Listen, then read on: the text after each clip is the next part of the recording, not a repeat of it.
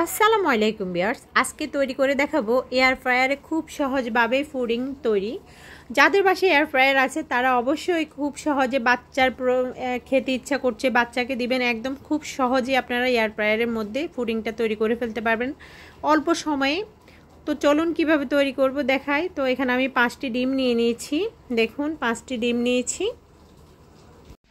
নিয়েছি, হাফ কাপের মতো চিনি, আর নিয়ে নিলাম 30 মিলি দুধ। এখানে দুধটাকে আমি ঘন করে নিয়েছি, একদম জাল দিয়ে ঠান্ডা করে নিয়েছি। এখন ডিমগুলোকে আমি একে একে সবগুলো ভেঙে দিচ্ছি, দেখুন। তো একটা একটা করে সবগুলো ডিম আমি ভেঙে দিচ্ছি। তো আমার ডিমগুলো ভাঙা হয়ে গিয়েছে, এগুলোকে ভালো করে আমি ফেটিয়ে নিচ্ছি ডিমগুলো আগে। অবশ্যই ডিমগুলোকে ভালো করে ফেটিয়ে এরপরে চিনিটা দিয়ে দিবেন। অবশ্যই হাফ কাপের মতো দিবেন, এর চেয়ে বেশি দিলে কিন্তু মিষ্টি হয়ে যাবে, খেয়াল রাখবেন। তো চিনি আর ডিমটাকে আমি একদম প্রায় 10 মিনিটের মতো ভালো করে ফেটিয়ে নিব, তাহলে কিন্তু মিক্সারটা একদম ভালোভাবে হবে। তো এখন দুধ দিয়ে দিচ্ছি, দুধগুলো দিয়ে দেখুন আমি 30 মিলি দুধ নিয়েছি, ওগুলোকে ভালো করে আমি মিক্স করে নিচ্ছি একদম। তো ডিম আর দুধটা ভালো করে মিক্স আমার হয়ে গিয়েছে।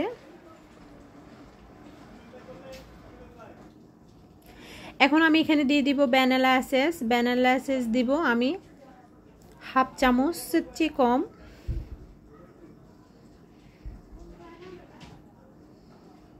দিয়ে এটাকে ভালো করে একটু মিক্স করে নিচ্ছি। যারা ডিমের স্মেলটা পছন্দ করেন না তারা অবশ্যই ভ্যানিলা এসেন্সটা দিবেন, তাহলে কিন্তু পুডিংয়ের ফ্লেভারটা অনেক স্ট্রং আসে। আর দিয়ে দিচ্ছি স্বাদ মতো সামান্য একটু লবণ। দিয়ে এটাকে আমার মিক্স হয়ে গিয়েছে। এখন আমি একটি কেকের যে মোড়গুলো আছে না ওইটা নিয়ে নিয়েছি, হাফ পাউন্ডের একটা কেকের মোড় নিয়ে নিয়েছি। এখন এটাতে আমি দিয়ে দিচ্ছি। মিক্সারগুলো অবশ্যই ছেঁকে নেবেন, না হলে আপনার পুডিং। তো দেখুন ভালো করে ছেঁকে নিয়েছি। তো এখন এয়ার ফ্রায়ারে দিয়ে দিব আমি।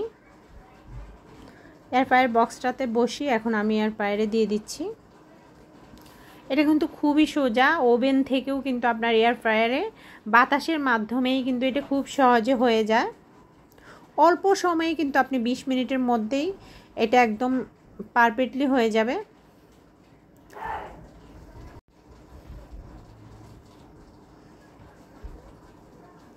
তো দেখুন আমি 20 মিনিট এবং 200-তে দিয়ে দিয়েছি। এটা তো অপেক্ষা করছি, আপনাদেরকে দেখাচ্ছি। দেখুন 10 মিনিটেই পুডিংটা কীরকম হয়েছে, খুব সুন্দরভাবে হয়ে যায় একদম। যাদের বাসায় এয়ার ফ্রায়ার আছে তারা কিন্তু একটা এয়ার ফ্রায়ার থাকলে সব কিছুই করতে পারবেন খুব সুন্দরভাবেই। তো আমি এখানে ক্যারামেল করার জন্য হালকা একটু ক্যারামেলের ভাব আসার জন্য হালকা একটু চিনি দিয়ে দিচ্ছি উপর দিয়ে, তাহলে কালারটা খুব সুন্দর আসবে। এটা ভেজা ভেজা অবস্থায় থাকলে দিতে হবে, একদম শুকিয়ে যখন আসবে তখন দেওয়া যাবে না, তাহলে কিন্তু ক্যারামেলটার কালার আসবে না। তো দেখুন আমার এটা একদম পারফেক্টলি কালার চলে এসেছে। দেখুন চিনির যে পারফেক্টলি ক্যারামেলের কালার ওইটা কিন্তু চলে এসেছে খুব সুন্দরভাবে। তো আমার পুডিংটা রেডি হয়ে গিয়েছে। এখন আমি এটাকে নামিয়ে নিচ্ছি। এখন আপনাদেরকে একটু করে দেখাচ্ছি আমি এটা কেমন হয়েছে। একদম পারফেক্টলি পুডিংটা হয়েছে, দেখুন খেতে কিন্তু দারুণ হয় এই পুডিংটা। অবশ্যই বাসায় ট্রাই করবেন সবাই। ভালো থাকবেন।